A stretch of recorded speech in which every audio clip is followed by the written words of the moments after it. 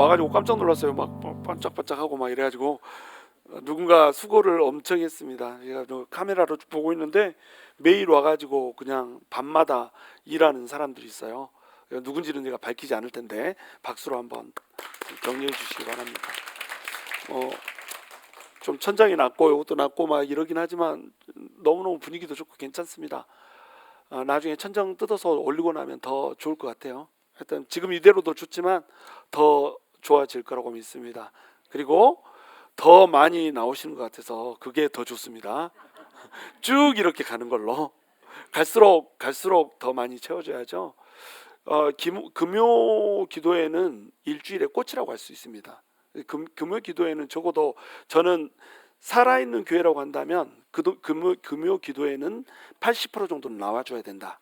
그래야 그 교회는 기도하는 교회고 살아있는 교회라고 할 수 있다. 이렇게 저는 믿습니다. 그동안 우리가 한 50% 나왔는데 80%까지 끌어올려줘야 돼요. 그래서 그 80% 안에 여러분이 드시기를 주님의 이름으로 축복합니다.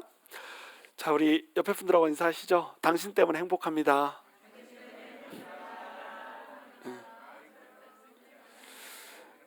다시 한번 인사하시죠. 당신의 기도 덕에 삽니다. 자, 이렇게까지 인사했는데 다음 주에 낼름 안 나와버리면 기도 덕에 산다고 할 수가 없죠 우리가. 자, 오늘 두 번째 나타나실 주님이라고 하는 제목으로 여러분과 함께 하나님 말씀 나누기 원합니다. 히브리서 9장 23절에서 28절입니다.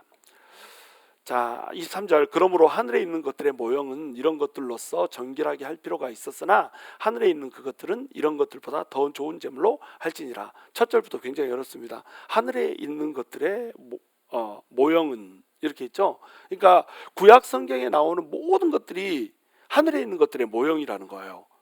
지금 현재까지 쭉 어떤 얘기를 했습니까? 성전에 대한 얘기를 했잖아요. 그리고 성소에 제사장이 있고 제사장이 제물을 드려주는 그런 일에 대해서 얘기를 했단 말이에요. 그렇죠? 자, 우리 예수님이 이 땅 가운데 오신 목적이 뭡니까? 예수님이 이 땅 가운데 오신 목적, 화평을 위해서 오셨어요. 누구랑 화평? 하나님과 우리 사이의 화평. 하나님과 우리 사이의 화평이 이루어지면 우리가 어떻게 되는 거죠? 하나님을 만날 수 있게 되는 겁니다. 이거를 우리가 종교라고 부르는 거예요. 종교를 영어로 뭐라고 합니까? 릴리전 이렇게 하죠. 릴리전이 뭐의 합성어예요? 하나는 리고 하나는 리가레라고 하는 단어의 합성어입니다. 리가레 이 말은 저기 프리미어 리그, 축구 좋아하시는 분들 프리미어 리그 알죠? 축구를 안 보시나요? 어제 기도와 말씀에 전무하시느라고 프리미어 리그, 그리고 저기 스페인으로 가면 프리메라 리가 뭐 이런가요? 라이가? 하여튼 그것이 어원이에요. 그것이 이어졌다 이런 뜻이잖아요. 리그가 이어졌다 이런 뜻입니다. 그 다음에 리가먼트, 인대가 이렇게 리가먼트잖아요. 뼈와 뼈 사이, 관절과 관절 사이를 이어주는 게 리가먼트잖아요. 그러니까 리그가 들어가면 이어준다는 얘기예요. 그럼 리는 다시란 뜻이잖아요. 다시 이어주는 게 뭐예요? 종교입니다. 그렇죠? 다시 이어주는 게 종교, 릴리전이. 그래서 다시 이어준다. 뭘 다시 이어줘요? 하나님과 인간 사이를 다시 이어준다는 거예요. 이게 종교라는 겁니다. 그런데 그래서 이제 이것을 한국말로 번역해 놓은 게 뭐예요? 종교잖아요. 방금까지 종교라고 얘기했는데 한국말로 번역해 놓은 게 종교입니다. 이 뜻 종자가 한문으로 무슨 뜻이에요? 어떤 종자입니까? 뭐 종합선물 세트 할 때 종자예요? 박종필이 종자입니까? 종자가 뭐냐면 으뜸 종자입니다. 또는 마루 종자. 그러니까 산마루 할 때 그 마루에 제일 높다 이런 뜻입니다. 그러니까 종교하면은 가장 높은 가르침 이런 뜻이 되는 거예요. 또 으뜸이다 이런 뜻이라고 그랬죠. 그래서 으뜸의 가르침 이런 뜻이 되는 거예요. 그러니까 다른 모든 가르침은 이 세상에 대한 교육이고 세상에 대한 가르침인데 종교라고 하는 것은 인간이 신을 어떻게 만날 거에 대한 가르침이란 말이죠. 그러니까 신을 어떻게 만날까 이것을 가르치고 이것을 연구한다. 이 말은 지금 우리가 신을 만나고 있다는 거예요? 못 만나고 있다는 거예요? 못 만나고 있다는 겁니다. 그러니까 신을 어떻게 하든지 다시 만나고 싶은 그 욕구가 인간한테 있는데 그 인간이 신을 만나려고 찾은 것이 뭐라는 거예요? 종교라는 거예요.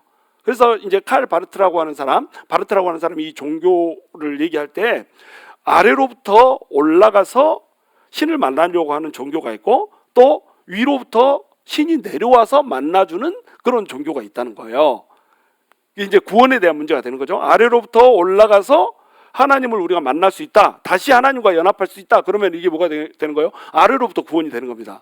그것의 대표적인 예가 율법의 의로 의로워지려고 하는 거, 이것이 이제 그 대표적인 예죠. 우리가 선행하고 뭐 고행하고 방생하고, 방생은 왜 하는지 모르겠어요. 막 물고기 잡아다가 놔뒀다고 방생하잖아요.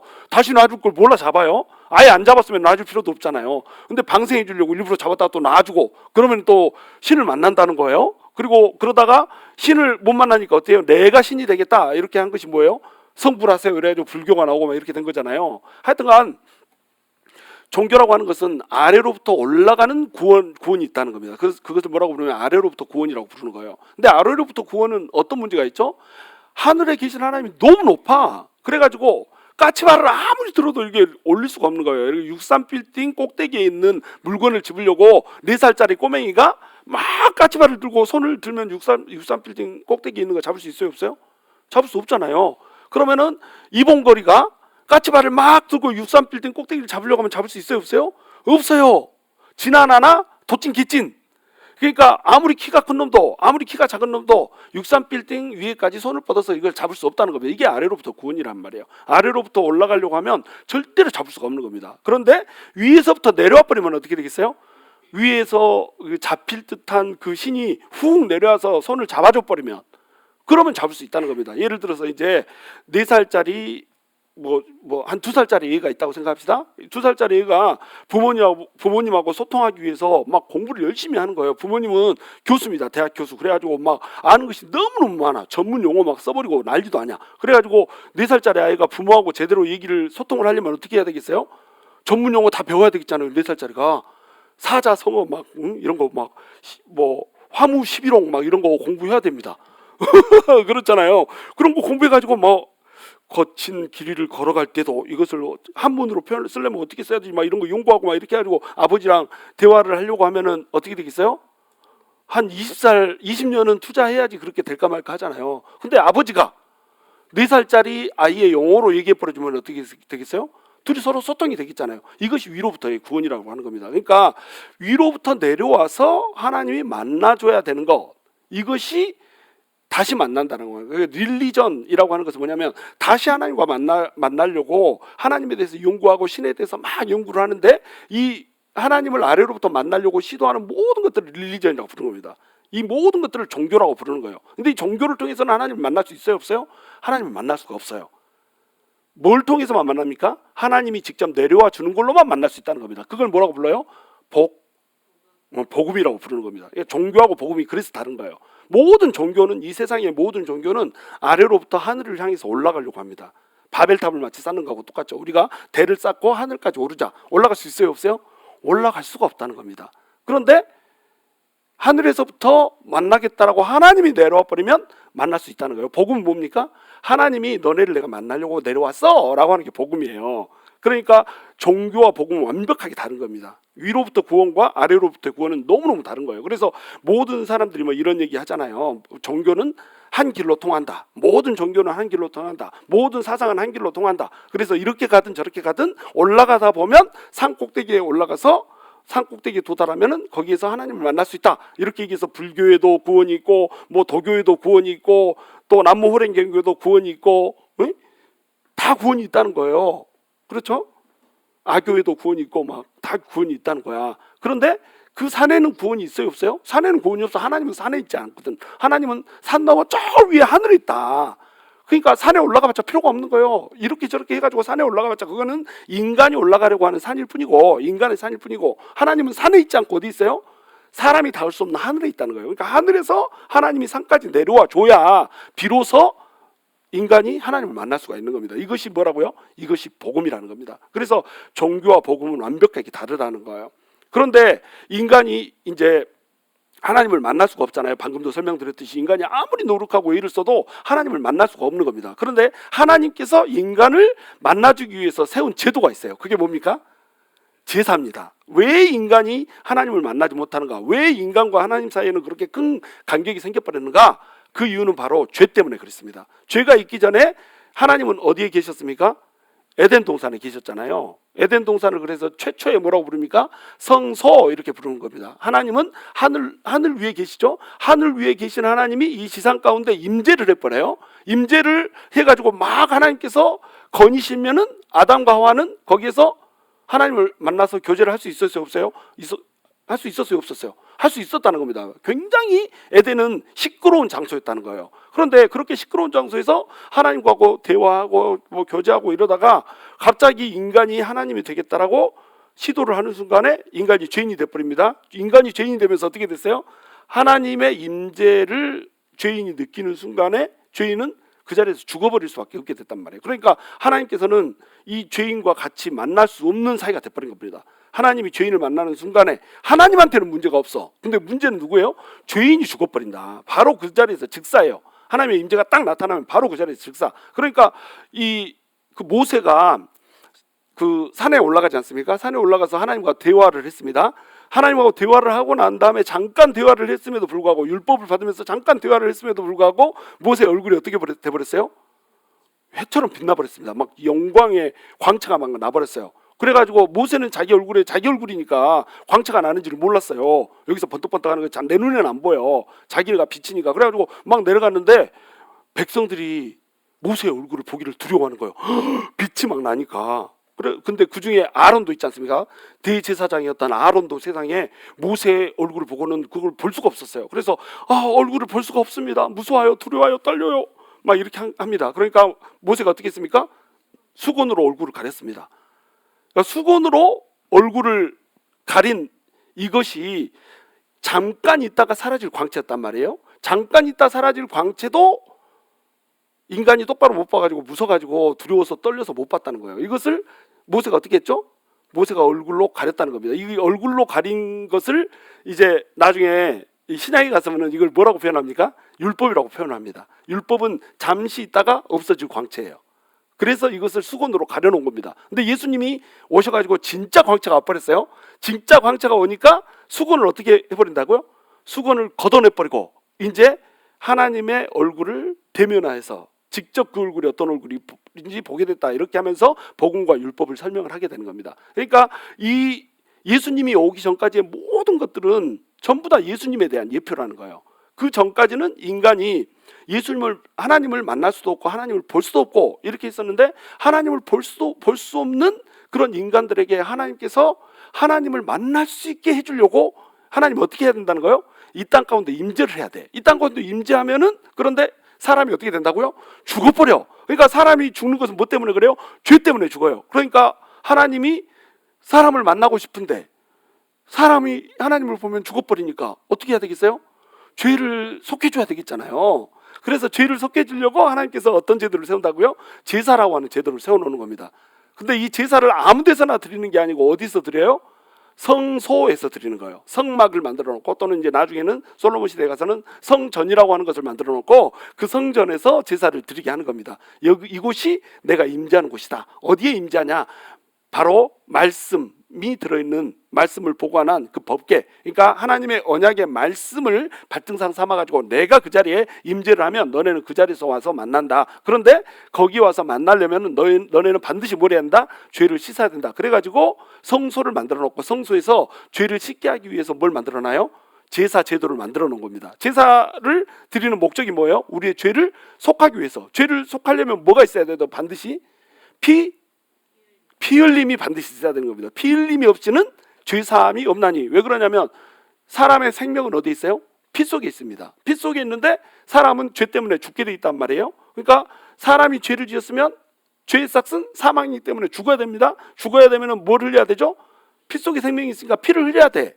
그래서 죽어야 되는 거예요. 그런데 누군가가 대신 내 죄를 가져가 주면은 그 대속하는 제물이 내 죄를 가져가고 그 제물이 피를 흘리는 겁니다. 그럼 나는 어때요?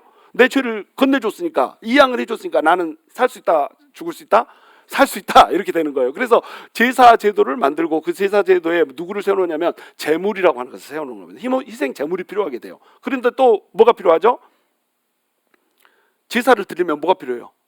제사장이 필요합니다. 제사장이 제사를 드려줘야지 제물을 잡아가지고 하나님한테 이 제물을 드렸습니다 하고 딱 드려줘야지 죄인이 죄를 속하고 하나님의 음성을 들을 수 있게 이렇게 돼 있단 말이에요. 그러니까 제사장이 필요하죠. 이 세 가지가 반드시 필요합니다. 뭐가 필요하다고요? 첫 번째, 성소가 필요하다. 하나님의 임재의 장소가 필요하다. 하나님의 임재의 장소는 뭡니까? 하나님이 하늘에 계신 하나님이 이 땅 가운데 와서 이 땅 가운데 임해 주시고 이 땅 가운데서 하나님이 인간을 만나주는 장소. 이 장소가 어떤 장소라는 거예요?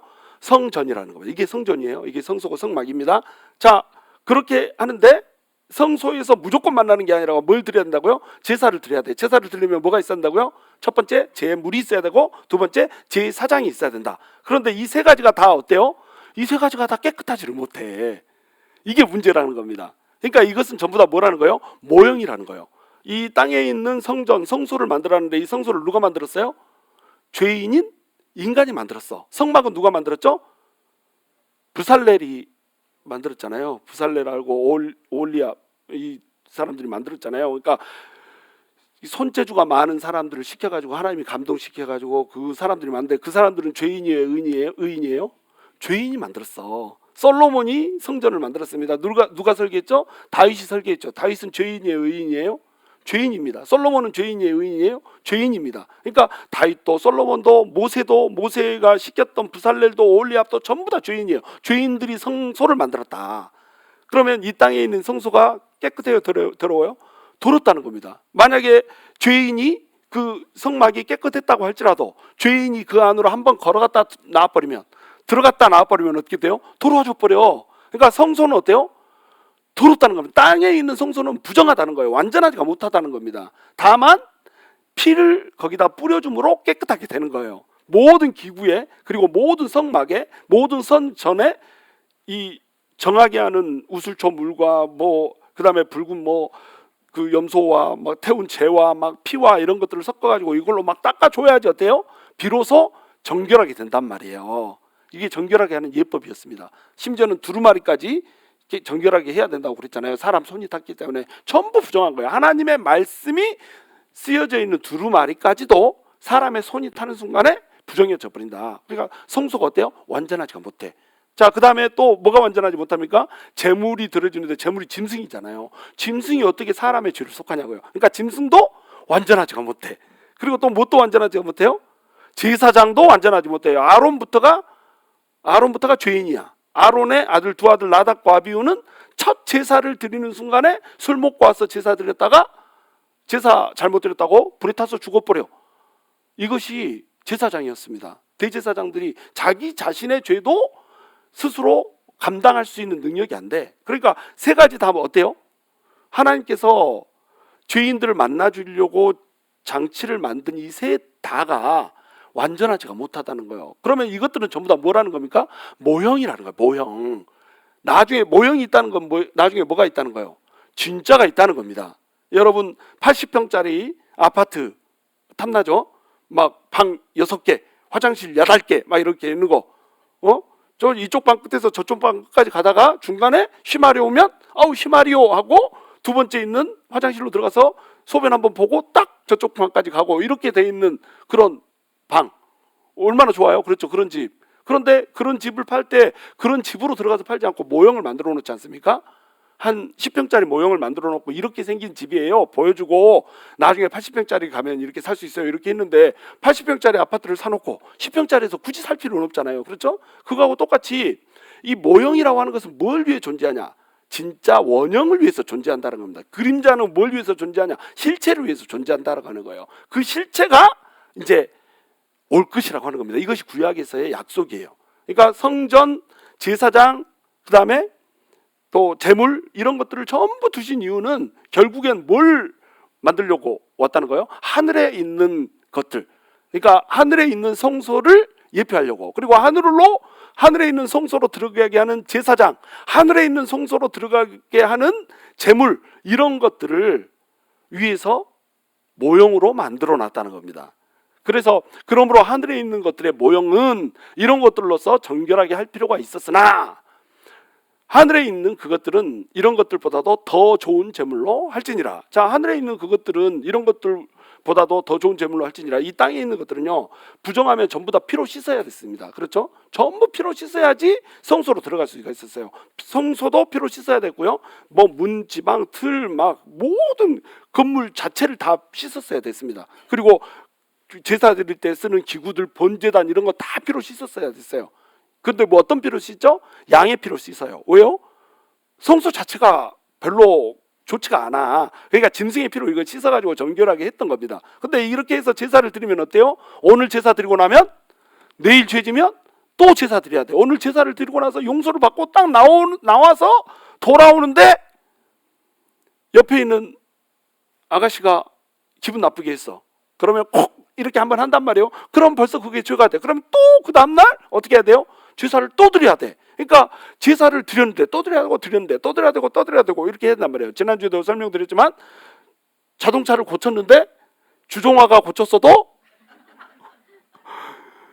다음날 또 고쳐야 되면 그것은 완전히 고쳐진 것이 아니라, 완전히 고쳐진 게 아니란 말이야. 아무리 머케닉이 훌륭하게 고쳐놔도 다음날 또 고쳐야 된다면 이건 고쳐진 게 아니라는 겁니다. 진짜로 고쳐졌다면 어때요?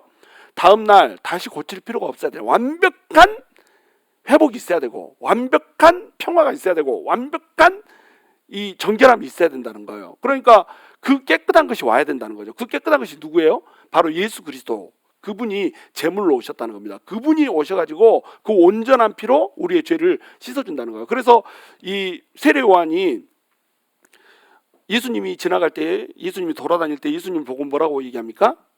보라, 세상 죄를 짊어지고 가는 하나님의 어린 양이로다, 이렇게 얘기하잖아요. 하나님의 어린 양이로다, 이게 굉장히 중요한 말입니다. 다른 것은 그냥 어린 양이에요.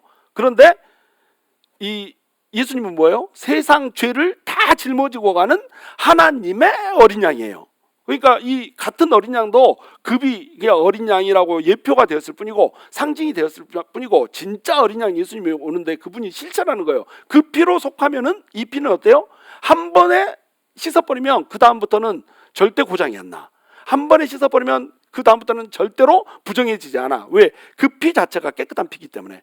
제사장도 죄가 없는 완벽한 하나님이시고요, 제물도 죄가 없는 완벽한 하나님이시고요, 또 우리를 끌고 들어가는 그 성소도 완벽한 하나님이야.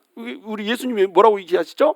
성전을 정결하게 하고 나서 막 네가 뭔 권한으로 막 이런 일을 하냐, 그러니까 우리 예수님 뭐라고 그러세요? 이 성전을 헐라 내가 3일 만에 이렇게 세우리라, 이렇게 하죠. 그러면 성전이 누구라는 거예요? 예수 그리스도가 성전이라는 겁니다. 그러니까 성전도 예수님이죠, 제사장도 예수님이죠, 제물도 예수님이죠. 예수님한테 흠이 있어요, 없어요? 흠이 없습니다. 이 세 가지 다 예수님이, 흠 없는 예수님이 오셔가지고 이 세 가지를 전부 다 이뤄버린 거예요. 하나님을 만날 수 있는 통로가 되게 해주신 그 성소도, 그 다음에 하나님을 만나게 해주려고 제사를 드려주는 제물도, 제사장도 완벽한 분이 오셔가지고 제사를 드려버렸다는 겁니다. 그러니까 우리가 하늘에 있는 그것들은 이것들보다 더 좋은 제물로 할지니라. 이때 이 하늘에 있는 그것들은 뭘까요? 하늘에 있는 그것들. 어떤 사람은 이것을 이제 하늘에 있는 성소, 하늘에 있는 성전 이렇게 얘기합니다. 그런데 하늘에 있는 성전들은 더 좋은 제물로 씻을 필요가 없습니다. 왜요? 하늘에 있는 제물들은 더럽혀졌어요, 안 더럽혀졌어요? 안 더러워. 깨끗한 사람들만 가는 겁니다. 그러니까 하늘에 있는 그것들이라고 하는 것은 뭐냐면 성도들을 얘기하는 거예요. 성도들은 죽으면 어디로 갑니까? 천국으로 갑니다. 근데 우리가 천국으로 들어가자마자 우리가 죄인된 상태로 들어가면 어떻게 돼요? 죄인된 상태로 우리가 천국에 들어가 버린다. 그러면 천국이 더러워져 버린다. 이해가 되세요? 뭔 말인지? 내가 지금 이 상태로 가면 괜찮지. 내가 예수 믿기 전 상태로 천국에 내가 딱 가버렸다. 그러면 천국이 어떻게 돼버려요? 더러워져 버린다니까, 나 때문에. 내가 오물이야. 내가 똥이라.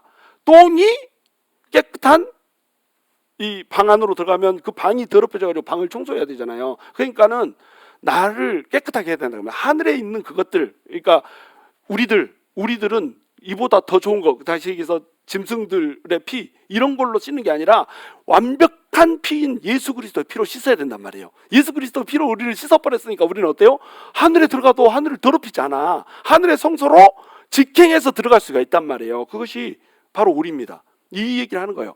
지금 성소도, 제사장도, 또 뭐도, 제물도 전부 모형이 있고 진짜가 있는데, 진짜는 성전도 예수님이고 또 제사장도 예수님이고 제물도 예수님이고, 그래가지고 예수 그리스도 제물로 우리 죄를 확 씻어버리고 예수님이 성소가 되어서 그 성소를 통해서 쫙 하나님한테로 나가고, 이렇게 되니까 우리가 완전하게 돼서 하나님의 나라로 하나님의 성소로 들어갈 수 있는 그런 은혜를 우리가 입어버렸다, 이 얘기를 하고 있는 거예요. 그러니까 여러분, 율법이 우리를 깨끗게 할 수가 없는 겁니다. 그건 아래로부터 구원이라고 그랬죠. 여러분, 어떤 이 왕이 자기 중전 마마를 뽑는데 여자들이 굉장히 많을 거 아닙니까? 여자를 이제 간택을 해야 되는 겁니다. 자기 중전을 간택을 해야 되는데, 나는 가장 아름다운 꽃을 피워오는 사람에게 중전의 그 영광을 주겠다 그래가지고 씨앗을 하나씩 전부 다 나눠줍니다. 가장 아름다운 꽃을 피워와라, 정성스럽게 피워와라 이래가지고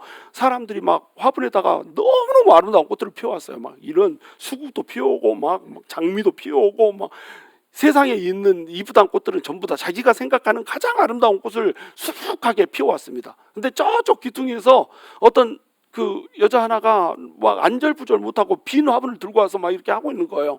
아이고, 나는 꽃이 없는데 어떻게 저렇게 꽃을 피웠지?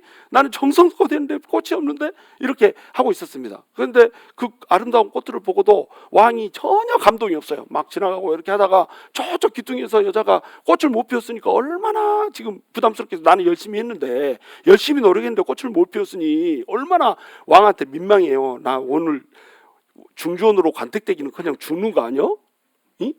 중전이 되기는 그냥 무덤에 들어가는 거 아니야? 막 이렇게 하고 있습니다. 그런데 왕이 딱 가더니 그 여자한테 가서 네가 중전이다 이렇게 얘기한 거예요. 왜 그랬을까요? 삶은 씨앗을 전부 다 나눠준 겁니다.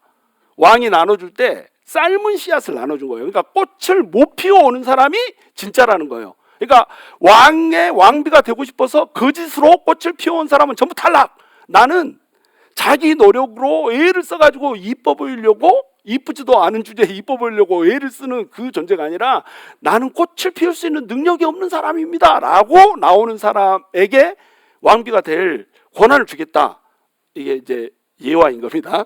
율법의 의로 하나님한테 도달할 수 없다라고 하는 것에 대한 예화예요. 이게 사람들은 자기가 꽃을 피울 수 있는 존재라고 생각을 합니다. 근데 우리한테 꽃을 피울 수 있는 능력이 있어요, 없어요? 없어요. 이것을 인류의 역사가 증명을 했다. 그러니까 제사 제도를 세워놓고 이 제사 제도를 지키게 하면서 동시에 하나님께서 뭘 줬냐면 율법을 주고, 이 제사 제도가 율법의 일부로 주어졌단 말이에요. 율법을 줘놓고 이 율법을 행해라, 율법대로 행하면 너네는 산다, 이렇게 얘기했습니다. 율법대로 행해라, 이게 뭐예요? 꽃을 피워와라, 이게입니다. 율법대로 내가 행할 수 있다면, 율법을 모두 지킬 수 있다면 나는 꽃을 피우는 거야. 근데 꽃을 피울 수 있어요, 없어요? 꽃을 피울 수 없어.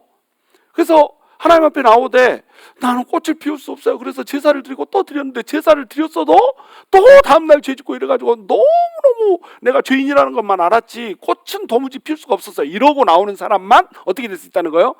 예수의 피로 씻고 구원을 얻을 수 있다는 겁니다. 근데 내가 마치 무엇인가 꽃을 피울 수 있는 것처럼 거짓으로 와가지고 나는 이렇게 이런 행위를 했습니다, 저런 행위를 했습니다. 이 대표적인 얘기가 누구예요? 바리새인들.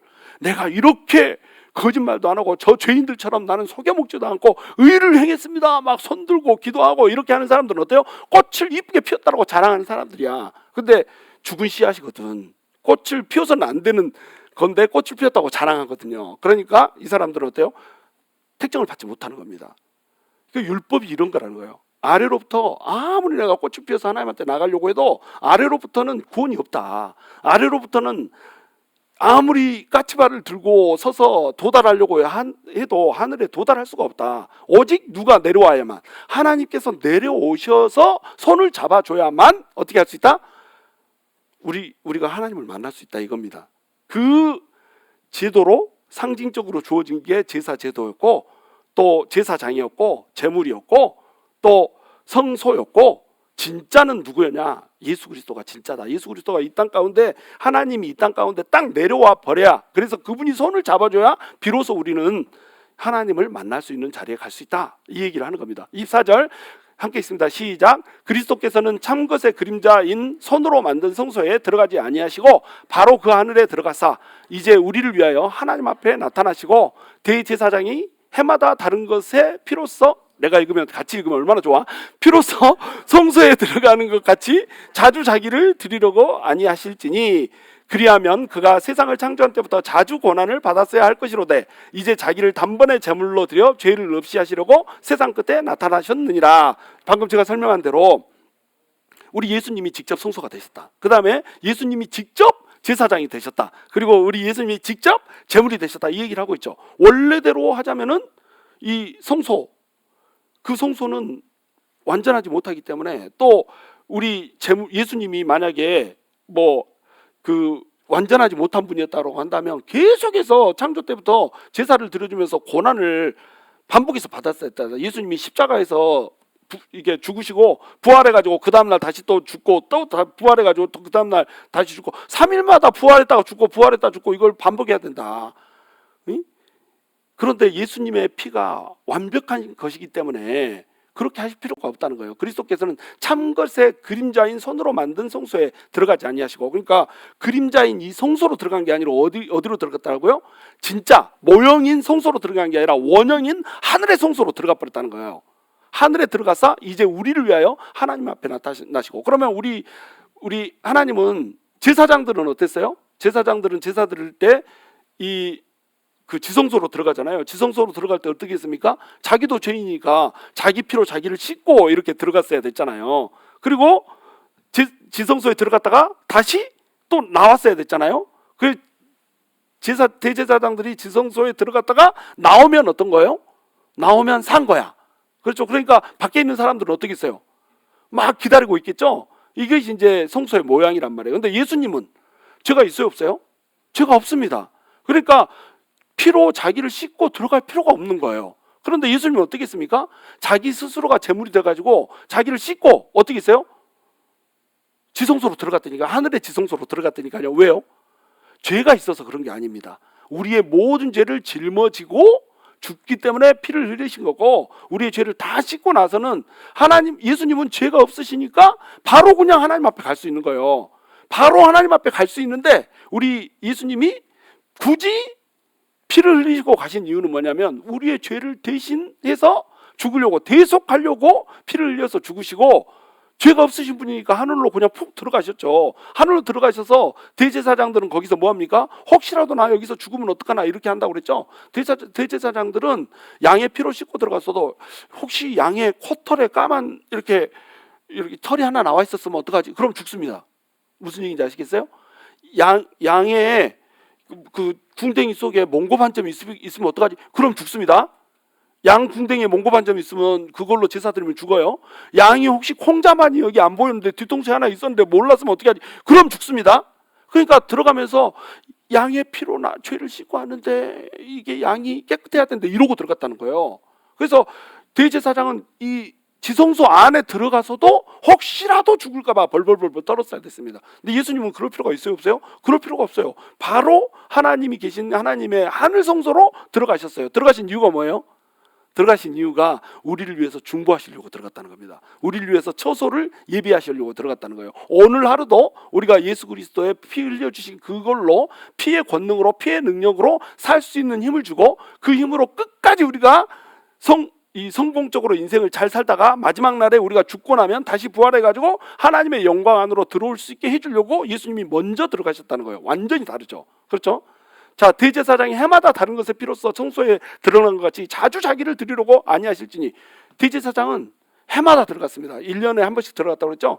1년에 하루 들어갔다고 그랬죠. 하루에 4차례 이제 들어갔다 나왔다 하는데 이것을 해마다 했습니다. 왜요? 대제사장도 완전하지가 못해. 제물도 완전하지가 못해. 성소도 완전하지가 못해. 그러니까 매번 이걸 해줘야 되는 거예요. 매번 성소를 피로 씻어줘야 되고요. 제단도 분향단도 다 피로 씻어줘야 되고 매번 이것을 반복해야 되는 겁니다. 그런데 예수님도 그렇게 하면 되겠냐 안 되겠냐? 예수님은 그렇게 하면 안 되는 거죠. 왜냐하면 예수님은 우리한테 오신 이유가 뭐예요? 우리를 한 번의 제사로 완벽하게 죄를 씻어주고 하나님 앞에 영원히 설 수 있게 이렇게 만들어주려고 오셨는데, 예수님도 다른 대제사장처럼 똑같이 죽고 일어나고 또 제사 드리고 죽고 일어나고 또 제사 드리고 이래야 된다고 생각해보세요. 얼마나 절망적입니까? 그리하면 그가 세상을 창조할 때부터 자주 고난을 받았어야 할 것이다. 만약에 그랬다면 예수님이 계속해서 죽었어야 된다고 하는 겁니다. 이제 자기를 단번에 제물로 드려 죄를 없이 하시려고 세상 끝에 나타나셨느니라. 세상 끝이라는 건 뭡니까? 세상 끝의 뜻. 우리 말세다 말세 이렇게 얘기하죠. 말세는 언제예요? 지금이 말세죠. 예수님이 초림하셔서 예수님이 재림하는 때까지 이 시간을 뭐라고 부르냐면 말세라고 부르는 거예요. 세상 끝이라고 부릅니다. 우리는 그러니까 어디를 살고 있어요? 세상 끝을 살고 있는 겁니다. 왜 세상 끝을 살고 있어요? 지금까지 그림자로 있던 율법이 끝났다. 율법이 완성이 됐다. 지금까지 그림자로 드리고 있던 제사 제도도 끝났다. 제사장도 끝났다.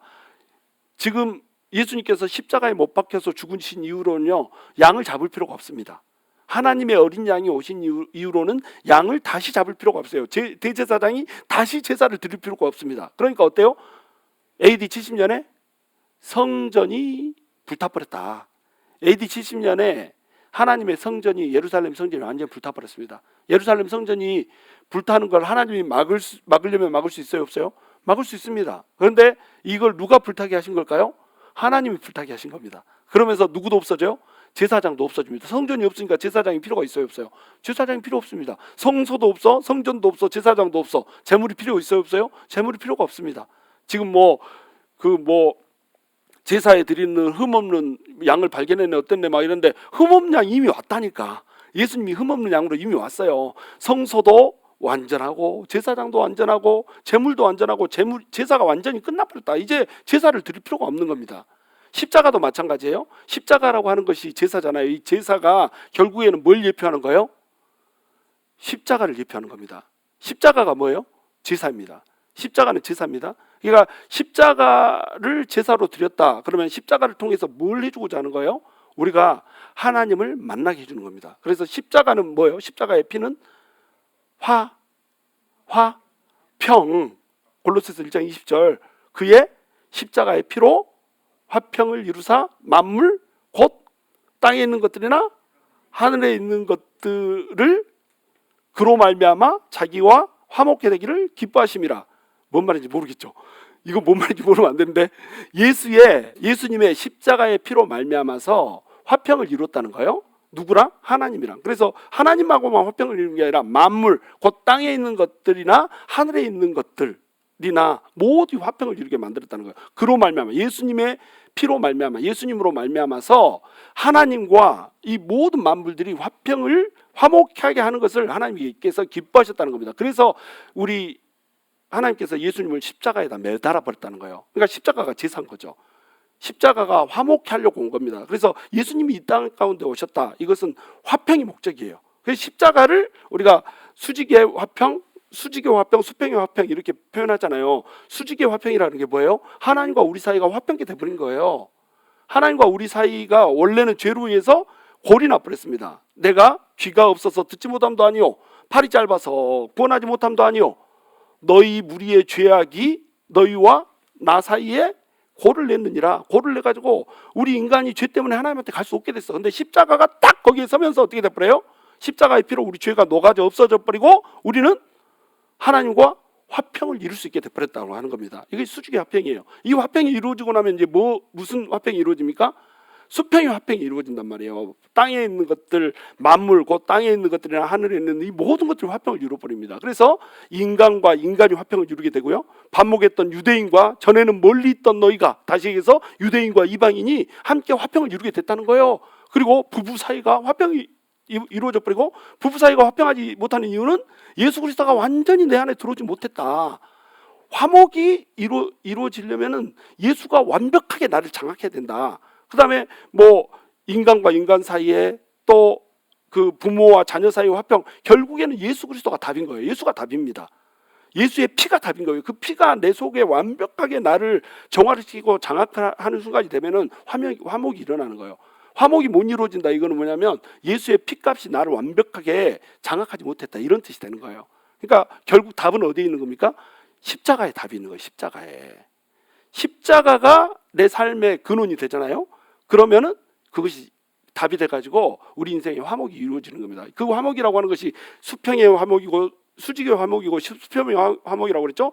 그런데 또 수직의 화목이 있어요. 그게 뭐냐면 인간과 자연 사이의 화목입니다. 이것이 대표적으로 일어난 것이 어디냐면 알몰론가라는 곳이에요.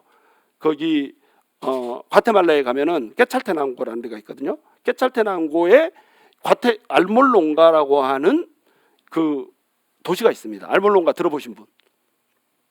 그 알몰론가 알몰론가에 가면은 이 알몰론가가 원래는 어떤 땅이었냐면 마약 중독자의, 뭐 살인자의, 뭐 도적의, 강도의 막 난리도 아니었습니다. 감옥이 빌 날이 없었어요. 전부 다 길거리 가면 마약에 취해가지고 누워 있는 사람, 뭐 자기 것 남의 것이 없습니다. 그냥 마음에 드는 거 있으면 남이 들고 가는 것도 가져가 버리고요. 남의 가게에 있는 거 그냥 다 막 뜯어가 버리고, 그러니까 가게라고 하는 것이 존재할 수가 없어. 남는 것이 없어. 다 가져가 버리니까 그냥 내 거야 다. 그러니까 산업도 망해버리고요. 농업도 뭐 그냥 땅이 부실해가지고 열리면은 무가 요만합니다. 이만한 무 하고 뽑았는데 이만한 게 나왔어. 이거 무 어디다 할 거예요? 깍두기 하나 담가 먹으려고 농사 지을 수는 없잖아. 무 하나를 파면은 깍두기 하나라니까 이게. 그 절반으로 쪼개고나면 먹을 것이 없어. 이렇게 생겨먹은 땅이었어요. 그런데 거기에 어떤 사람이 가서 복음을 전하면서 어마어마한 이제 영적 전쟁이 벌어진 겁니다. 그 영적 전쟁을 돌파하고 나서 막 죽은 사람이 살아나고 막 이랬대잖아요. 그러고 나서 뭐 하여튼 메이크 롱스토리 숏해가지고 그 타운에 있는 사람들이 전부 다 예수를 믿게 돼버립니다. 기적 같은 일들이 벌어지면서 예수님의 기적이 일어나면서 그 타운에 있는 사람들 전부 다 예수님을 영접해버려요. 그러고 어떤 일이 벌어지냐면 이 도둑질하고 뭐 마약질하고 막 이랬던 사람들이 완벽하게 변화가 돼가지고 서로 화평하게 된 겁니다. 인간과 인간 사이가 화평이 돼버렸어요. 자, 그러고 나서 어떤 일이 벌어지냐? 산에서 물이 터져버렸습니다. 원래 거기에 강이 없었는데 산에서 물이 터지면서 그냥 그게 하천을 이루어버렸어요. 그리고 그 땅이 갑자기 그 하천 때문에 비옥한 땅이 돼버려가지고 무가 내 키만 하다니까요. 5피트 반짜리 무가 거짓말 안 해. 사진 과테말라 저기 알몰론가 찍어보세요. 영어로 딱 알몰론가를 찍어봐. 그러면 어떻게 나오냐면 당근 홍당무가 요만하다니까. 무가 막 이만하고 그런 거 막 하고 이렇게 하고 사진 찍어놓고 막 이랬습니다. 이렇게 그래가지고 농업 수출 1위, 과테말라의 농업 수출 1위 나라가 여기가 됐어요. 뭐 거기 선지학교가 세워지고 막 예수님의 제자들을 세워내는 그런 훈련소가 막 생겨나고 하여튼 영적으로 어마어마한 비옥한 땅이 돼버렸습니다. 이게 뭐예요? 인간 관계가 하나님하고 회복되고 인간 사이 관계가 회복되니까 자연이 회복되버립니다. 자연이 회복된 가장 대표적인 예가 이거예요. 그러니까 예수 그리스도가 그 땅을 장악해버리면 땅이 축복을 받는다. 땅이. 왜? 정결케 해버리니까. 여러분 양의 피로 정결케 하잖아요. 양의 피로 뭘 정결케 합니까? 사람도 정결하게 해버리죠. 양의 피를 사람한테 뿌리면 사람이 정결을 비춰버렸습니다. 또 양의 피를 어떻게 합니까? 성전에다 뿌리면 성전도 정결케 돼버렸습니다. 양의 피를 번제단에 뿌리면 번제단도 정결케 되고요. 그릇에다 양의 피를 해가지고 씻으면은 그것도 정결케 돼버렸습니다. 그런데 하물며 짐승의 피가 땅에 있는 것들을 정결케 하거든. 예수 그리스도의 피가 뿌려져 버렸어. 어떻겠어요? 당연히 정결하게 되죠. 예수 그리스도의 피는 권능이 있습니다. 이게 보혈의 권능이에요. 보혈의 권능은 그냥 우리 죄를 씻어서 우리를 의인 만들어가지고 천국 가는 것에 멈추게 하는 것이 아니고요. 이 보혈의 권능은 우리가 딛고 있는 땅을 깨끗하게 해버립니다. 땅이 정화돼 버려요. 자연이 정화돼 버리고요. 인간과 인간 사이가 정화돼 버리고 이것이 예수 그리스도의 보혈의 능력이 되니까요. 그것을 죄를 없이 하시려고 세상 끝에 나타나셨느니라. 자, 이 땅이 저주를 받은 이유가 뭡니까? 이 땅이 왜 저주를 받았어요? 원래 땅은 소산을 많이 냈잖아요. 에덴 동산에서는 만 가지의 막 그 과일들이 있었습니다. 그런데 나중에는 어떻게 됩니까? 땅이 땀 흘려서 농사를 해야지 땅이 소산을 냈습니다. 그런데 가인 때 이렇게 됐죠? 아담 때 아담이 죄를 지고 나서 땀 흘려서 일하고 나서야 땅이 소산을 냈습니다. 그리고 가인이 아벨을 죽이고 나서는 어떻게 됐습니까? 네가 아무리 땀 흘려도 가시와 엉겅퀴를 낼 거다 이렇게 돼버렸잖아요. 그렇죠? 땀을 흘려도 소산을 내지 못할 거다 이렇게. 왜요? 땅이 저주를 받은 겁니다. 그리고 이스라엘 백성들이 범죄를 하잖아요. 이스라엘 백성들이 범죄를 하니까 가나안 땅이 어떻게 해버렸습니까? 이스라엘 백성들을 토해내버렸습니다. 그래가지고 이스라엘 백성들을 토해내버리니까 땅이 토해냈다는 게 무슨 뜻인지 알겠어요? 그 땅에서 더 이상 못 살고 어디로 가버려요? 바벨론으로. 그러니까 이스라엘 땅이 이렇게 있으면 거기 안에서 백성들이 살고 있다 그러면 땅이 어떻게 했냐면 이렇게 하니까 토해져가지고 바벨론으로 훅 날아갈 겁니다. 이게 그림이에요. 그림 언어예요. 그러니까 땅이 사람이 죄를 많이 져버린다 그러면은 이 땅이 어떻게 되냐면 땅이 오염이 돼버립니다. 그래서 그 땅에 누가 살았는가 이게 굉장히 중요해요. 그래서 여러분 이사 가면 막 이렇게 기도하고 들어가고 막 이렇게 하지 않습니까? 그런 게 무슨 그 이제 액풀이하고 막 살풀이하고 막 이런 것이 아니고 땅이 저주를 받았다라고 하는 그 개념 자체가 구약 성경에 나오기 때문에 그것을 그대로 신약에서 적용을 하는 겁니다. 그래서 예수 그리스도의 피로 이 죄악된 땅들을 도말하고 그 땅에 가서 그 땅이 예수 그리스도의 땅이 되게 한 다음에 그곳으로 이사 간다 그런 개념을 갖고 있는 거예요. 그러니까 우리가 죄를 범하고 살면은 우리가 딛고 있는 땅, 우리가 하고 있는 산업 이런 것들이 오염이 된다 이렇게 여러분 생각해야 되는 겁니다. 그럼 이것을 뭘로 정결케 할 거예요? 예수 그리스도의 피로 정결케 해야 되는 겁니다. 죄를 없이 해야지 어떻게 돼요? 땅도 정결하게 되고 우리도 정결하게 되고 그 다음에 세상 끝에 나타나신 예수 그리스도의 피의 능력이 우리 삶 속에서 나타나서 우리가 승리하는 삶을 살 수 있다 이 얘기를 하는 거예요. 그걸 주려고 우리 예수님이 어떻게 했다고요? 십자가를 지셔버렸다는 겁니다. 자 27절 한 번 죽는 것은 사람에게 정해진 것이요 그 후에는 심판이 있으리니 28절 다 같이 읽습니다. 시작. 이와 같이 그리스도도 많은 사람의 죄를 담당하시려고 단번에 들이신 바 되셨고 구원에 이르게 하시기 위하여 죄와 상관없이 자기를 바라는 자들에게 두 번째 나타나시리라. 아멘. 한 번 죽는 것은 사람에게 정해진 겁니다. 모든 사람은 죄 때문에 반드시 한 번 죽습니다. 근데 한 번 죽고 나면 그 다음에 뭐가 있습니까? 반드시 심판이 있습니다. 모든 사람이 그리스도의 심판대 앞에 서야 된다. 그러면 그리스도의 심판대 앞에 설 때 사람은 몇 가지 종류로 나눠집니까? 두 가지 종류로 나눠집니다. 이 두 가지 종류로 나눠진다는 것을 예수님이 돌아가실 때 가장 잘 보여준 게 뭐예요? 오른쪽 강대와 왼쪽 강도. 두 사람의 죄인이 있었습니다. 원래는 두 사람 다 뭐였어요?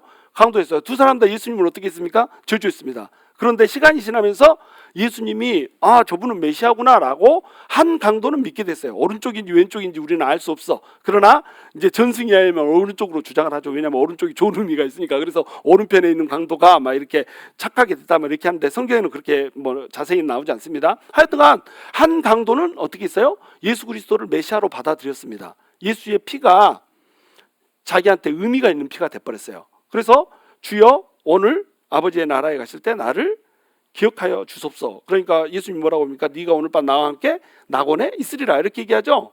그 사람이 한 것이 아무것도 없습니다. 한 것이 아무것도 없어요. 뭘 했어요? 그 사람이 그저 예수 그리스도의 사랑을 받아들였습니다. 그러니까 어떻게 됐습니까? 구원을 받아버렸어요. 근데 다른 한 강도는 어떻게 했습니까? 끝까지 예수님을 조롱해버리잖아요. 인간이 이렇게 두 종류로 나눠진다는 거예요. 예수 그리스도가 피를 흘리는 그 현장, 십자가에서 피를 흘리고 있는데 두 강도가 있습니다. 두 강도 모두 죄인이었어요. 그런데 한 강도는 예수님의 사랑을, 예수님의 피를 내 피로 받아들였고 나를 씻는 피로 받아들였고 한 강도는 철통을 쳐버렸어요. 내 피로 받아들이지 않은 겁니다. 그러니까 죽은 거고. 그래서 결국 구원은 어디에 있는 겁니까? 구원은 예수 그리스도의 사랑을 받아들이는 겁니다. 믿음이 그거예요. 믿음이라고 하는 것은 뭐냐면 믿음이라고 하는 것은 예수 그리스도가 값없이 우리한테 주어버린 사랑을 어떻게 하는 거다? 받아들이는 거다. 받아들이는 거다. 그런데 예수님은 그 사랑을 주시려고 우리한테 뭘 주셨다고요? 십자가를 주셨다고요. 여러분 십자가는 그러니까 이 십자가 안에는 뭐가 들어있어요? 하나님의 마음이 들어있습니다. 우리가 아직 죄인 됐을 때 예수 그리스도께서 십자가에서 매달려 죽으심으로 우리를 향한 하나님의 사랑을 확증하셨느니라. 그러니까 하나님의 사랑이 십자가에 녹아 있는 거예요. 근데 이 하나님의 사랑이 뭐예요? 하나님의 마음이죠. 하나님의 마음은 그래서 십자가입니다. 주님 나한테 하나님의 마음을 주시옵소서. 그래서 하나님의 마음을 보여달라고 하면요, 하나님이 뭘 보여주시냐면 십자가를 보여주십니다. 이게 내 마음이다. 십자가를 보여주세요. 그러니까 하나님의 마음은 십자가예요. 내가 하나님의 마음을 품었다 이러면은 그건 어떤 마음을 품었다는 거냐면 십자가를 지는 마음을 품었다는 겁니다. 근데 십자가는 뭐예요? 십자가는 굉장히 무거운 겁니다. 십자가는 이렇게 가로 세로 두 개가 돼 있잖아요. 이 가로 세로 두 개를 합하면 이 몇 킬로? 몇 킬로? 100킬로입니다. 100킬로. 배중구 집사님 몇 킬로 나가? 200파운드. 나 킬로로 말해. 지금 100킬로? 자, 그러면 예수님이 이게 가로바가 40kg고요. 세로바가 60kg예요. 예수님이 골고다 산상으로 올라갈 때 십자가를 지고 올라간 걸로 우리가 생각을 하잖아요. 그러면 논리대로 하면은 우리 예수님이 배중구를 짊어지고 골고다 산상으로 올라갔다. 말이 돼요, 안 돼요? 좀 납득하기 힘듭니다. 100kg를 우리 주님이 피 잔뜩 흘린 채로 채찍에 맞아서 만신창이가 된 채로 끌고 올라갔다. 그래서 많은 사람들은 예수님이 이게 들고 간 것이 십자가에 가로되었다. 세로되는 거기 있고 가로대 40kg짜리 그것을 끌고 올라. 그것도 어마어마하게 힘든 거잖아요. 산상을 40kg를 지고 올라가야 되니까 어마어마하게 무거운 겁니다. 만약 예를 들어서 예수님이 진짜로 100kg짜리를 들고 갔다고 생각해 보세요. 이거 가능하겠어요? 그 불가능한 일을 막 예수님이 끌고 가면서 하는 겁니다. 그러니까 십자가는 뭐예요? 무게입니다. 무게. 그냥 물리적으로도 십자가는 무거운 거예요. 근데 영적으로는 어때요? 그 십자가가 진짜로 더 무거운 겁니다. 왜냐하면 이 십자가에 두 가지 무게가 있어요. 첫 번째 무게는 뭐냐면 우리 죄의 무게입니다. 네가 져야 되는 죄의 무게가 이 십자가의 무게다 이거예요. 그러니까 우리가 십자가를 볼 때마다 우리는 뭘 생각하게 되면 십자가는 무거운 것. 십자가에는 무게가 들어있구나. 어떤 무게? 첫 번째 무게는 죄의 무게가 들어있습니다. 내 죄가 이렇게 무거운 거구나. 십자가에 설 때마다, 십자가 앞에 설 때마다, 예수 그리스도의 사랑 앞에 설 때마다, 하나님의 그 사랑의 마음 앞에 설 때마다 우리는 뭘 생각해야 되냐면 우리의 죄가 이렇게 무거운 거였구나. 이걸 생각해야 되는 겁니다. 이걸 예수님이 짊어지고 가신 거였구나. 그다음에 두 번째는 어떤 무게가 있겠어요? 하나님의 사랑의 무게입니다. 우리의 죄의 무게를 능가하는 그 하나님의 사랑의 무게가 십자가의 그 무게 위에 담겨 있는 거예요. 십자가는 무거운 겁니다. 내 죄도 무거운 거고요. 십자가 위에서 흘려주신 하나님의 그 사랑도 죄를 능가할 만큼 어마무시하게 무거운 거예요. 그러니까 십자가는 무거운 겁니다. 십자가를 지고 간다. 가볍게 생각하면 안 되는 거예요. 십자가를 진다고 하는 것은 엄청 무거운 겁니다. 내 자아를 완벽하게 부인해야지 질 수 있는 게 뭐예요? 십자가입니다. 이 십자가를 져야지 그 사람이 비로소 뭐예요? 예수 그리스도의 제자가 되는 거예요. 우리가 예배 나온다고 그러잖아요. 예배는 구약시대로 하면 이게 뭡니까? 제사입니다. 구약시대의 제사가 신약으로 오면 뭐라고요? 십자가예요. 그러면 십자가에는 어떤 무게가 있다고요? 내 죄의 무게가 있고 하나님의 사랑의 무게가 있다니까요. 그것을 구약에서도 그대로 이 그림으로 형상화를 했습니다. 자, 지금 양이 나를 위해서 죽습니다. 이 양을 잡을 때 양의 경정맥을 따는 게 누구예요? 자기 자신이 경정맥을 땁니다. 내가 직접 양을 잡고 양의 경정맥을 따야 돼요. 그러면 죄 없는 양이 매매 이러다가 피를 팍 흘리면서 줄줄줄줄 피를 흘리지 죽을 때 그냥 죽습니까? 막 깔떡깔떡하면서 이렇게 죽을 거 아니에요. 그 모습을 보면서 흘러넘치는 그 피를 보면서 이것이 내 죄의 무게구나. 이것이 내가 죽어야 되는 자리고 내가 누워야 되는 자리구나. 이걸 생각할 수 있어야 된단 말이에요. 이것이 제사의 첫 번째였습니다. 그리고 이 제사를 드리고 나면 어땠습니까? 양이 내 죄를 짊어지고 대신 죽었기 때문에 나는 살았구나. 이 감격이 있는 겁니다. 이것이 제사였어요. 제사에는 두 가지가 있었어요. 뭐요? 내 죄의 무게라고 하는 무거움과 그 다음에 이 죄까지도 다시 다른 이 양의 피로 속해줬다라고 하는 감격이 두 가지가 있을 테니까 이게 예배예요. 여러분 예배에서 우리가 반드시 가지고 나와야 되는 두 가지 마음이 있어요. 그 두 가지 마음이 뭐예요? 첫 번째는 죄의 무게를 지는 겁니다. 내 죄가 얼마나 심각한가를 깨닫고 나오는 거예요. 애통하는 마음이 있어야 됩니다. 그래서 다윗이 이걸 뭐라고 합니까? 상한 심령으로 나와야 된다고 그래요. 양을 한 번 잡고 두 번 잡고 세 번 잡고 이러다 보면 어때요? 양이 피 흘리고 죽는 것이 더 이상 슬프지 않다. 양이 내 죄를 대신해서 내 죄를 전가시켜서 죽었는데 무감각해져 버립니다. 슬프지 않아요. 우리도 십자가 하면은 십자가의 시온만 나와도 막 눈물 흘리고 그러잖아요. 나도 그랬어요. 십자가의 시온만 나와도 막 나한테 이 10원짜리 하려고 욕하려고 시했는데 나는 눈물 흘려버렸다니까. 십자가 말한 줄 알고 이 십장생아 막 그런데 나는 막 눈물 흘려버리고 이랬어요. 그 정도로 십자가가 저한테는 어마어마한 의미가 있었습니다. 근데 어느 순간에 십자가가 무뎌지기 시작해요. 인간은 그래요. 내 죄가 무뎌지기 시작하면요 십자가가 무뎌집니다. 예수 그리스도의 피가 무뎌져요. 근데 양의 피를 보고도 내가 막 찔끔찔끔 하잖아요. 근데 예수님이 나를 대신해서 피를 흘려줬다. 이게 십자가라니까요. 그것이 예배라니까요. 예배가 예수님이 나를 대신해서 피를 흘려줬기 때문에 그 피의 감격에 젖으려고 그 피 때문에 오는 평화에 젖으려고 나오는 게 예배입니다. 예배란 게 하나님과 우리가 만나는 거잖아요. 우리가 하나님과 감히 어떻게 만나요? 예수님이 피를 흘려줬기 때문에 만나잖아요. 그러니까 이게 제사란 거예요. 이 제사가 십자가에서 그대로 이루어진 겁니다. 그래서 십자가에서 예수님이 피를 흘려주신 그 장면이 내 죄가 이렇게 무거운 것이고 내 죄 때문에 예수님이 이렇게 죄 없으신 예수님이 하나님이신 예수님이 죽어주셨구나. 이것에 대한 가슴 아픔이 있어야 돼요. 이 상한 심령이 있어야 되는 겁니다. 그래서 다윗이 양의 피 가지고 와서 제사 드리고 하는 일의 행위가 중요한 것이 아니라 양 몇백 마리 잡는 이것이 중요한 것이 아니라 뭐가 중요하다? 상한 심령으로 나오는 것이 중요하다 이렇게 얘기한 거예요. 옛날에는요 대속제일이 되면은 한꺼번에 이 양들을 잡는데 18만 마리 양이 잡아졌습니다. 많이 잡을 때는 18만 마리 이상이 잡아졌어요. 18만 마리가 피를 흘렸다 그러면 어떻게 되겠어요? 성전 주변이 완전히 피바다가 되는 겁니다. 그래서 피 흘러가는 하천이 따로 있었잖아요. 완전 피비린내. 여러분 성전은요 피비린내 나는 곳이었어요. 우리도 그래요. 우리 성전은요 피비린내로 진동하는 곳입니다. 누구의 피비린내요?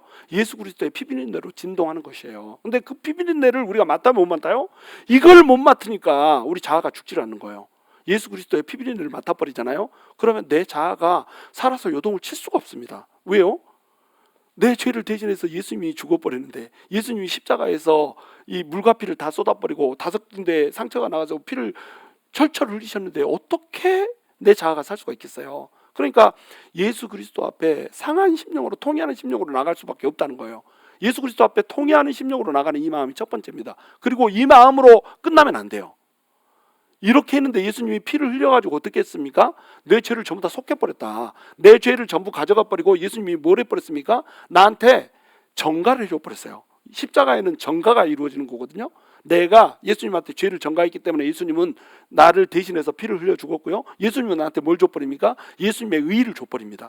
그러면서 전가가 이루어지면서 내가 하나님 앞에 온전히 나갈 수 있게 만들어 줘버리는 거예요. 그러니까 죄인이었던 내가, 죄로 인해서 죽을 수밖에 없었던 내가, 죽을 수밖에 없었던 나를 위해서 죽어주신 그 예수 그리스도의 사랑 때문에 하나님 앞에 갈 수 있게 돼버렸잖아요. 그러면 뭐가 있어야 돼요? 감격이 있어야 되는 겁니다. 감격이.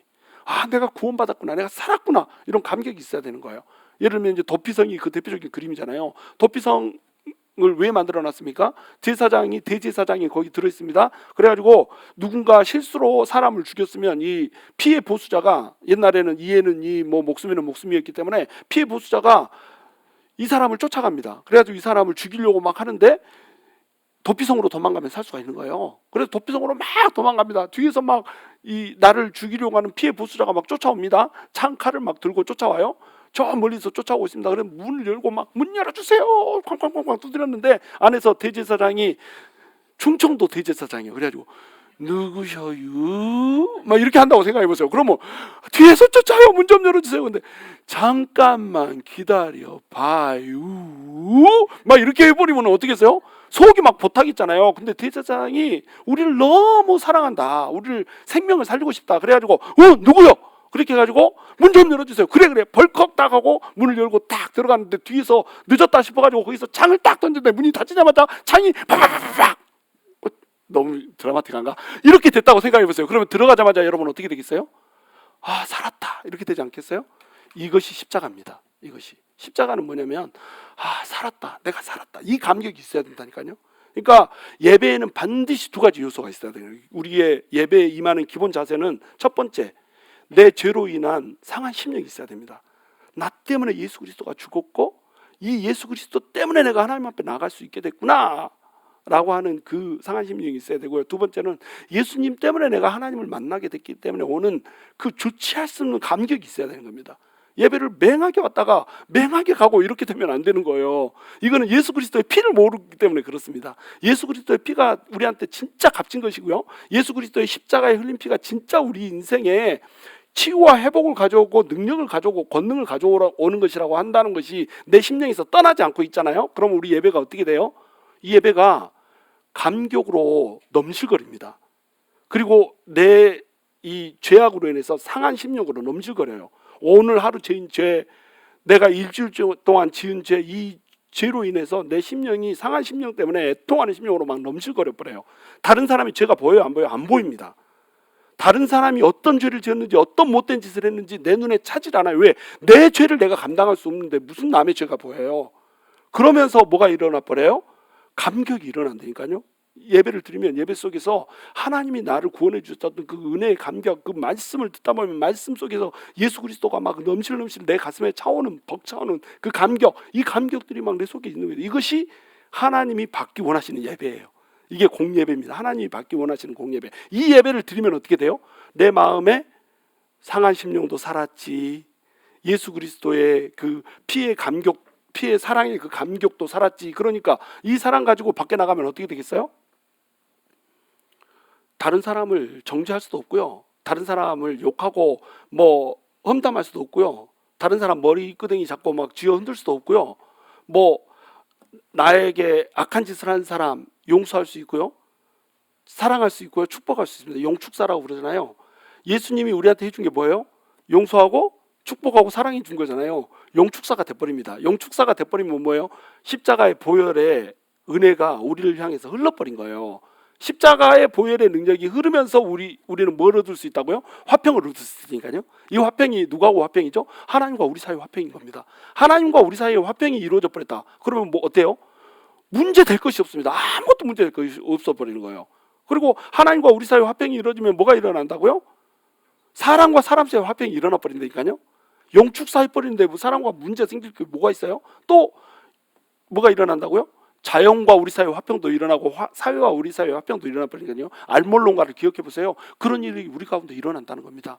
정말로 여러분의 사업장에, 여러분의 삶 속에, 여러분의 직장 속에 정말 하나님의 그 피의 권능이 일어나기를 바란다면요, 오늘 십자가를 묵상하시기 바랍니다. 십자가의 그 피가 우리 심령 가운데서 넘실거려야 돼요. 그래서 그 예배의 정신, 제사의 정신, 하나님의 사랑의 정신, 하나님의 마음의 정신, 그것이 우리 안에 넘실거려야 돼요. 십자가의 무게가 진짜 무게로 우리한테 와야 돼요. 내 죄의 무게와 그 죄를 덮어버리는 하나님의 어마무시한 사랑의 무게, 이 두 가지 무게가 우리를 압도해 버려야 되는 겁니다. 그럴 때 우리도 하나님과 화평하게 되고, 우리도 우리 인생 속에서 꼬여있는 일그러져 있는 모든 것들을 십자가의 피로 녹여버릴 수 있다는 거예요.